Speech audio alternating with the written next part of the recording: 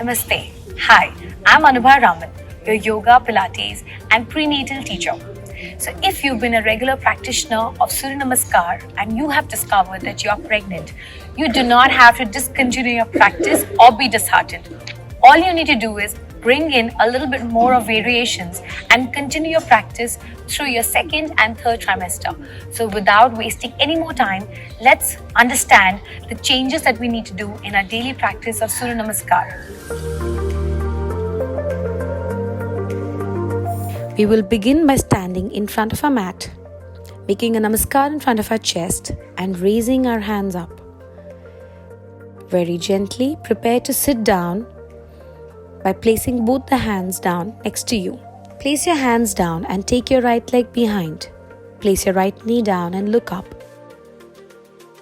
From here, take the other leg in Parvatasana or downward dog.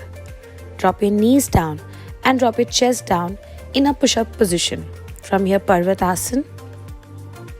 Very gently bring your right leg forward. Try and place your hands and your foot together in one line.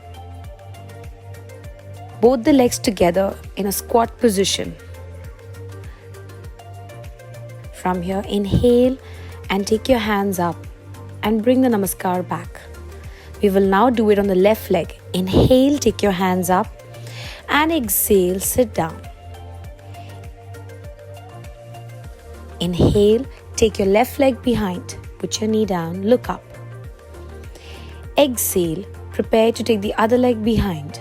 Drop your knees down and your chest down. Inhale up and exhale into a Parvatasana. Bring your left foot forward, aligning your hands and foot. From here, both legs together in a squat position. Make a namaskar. Inhale, stretch your hands up and bring the namaskar back. You can do 5 to 7 rounds.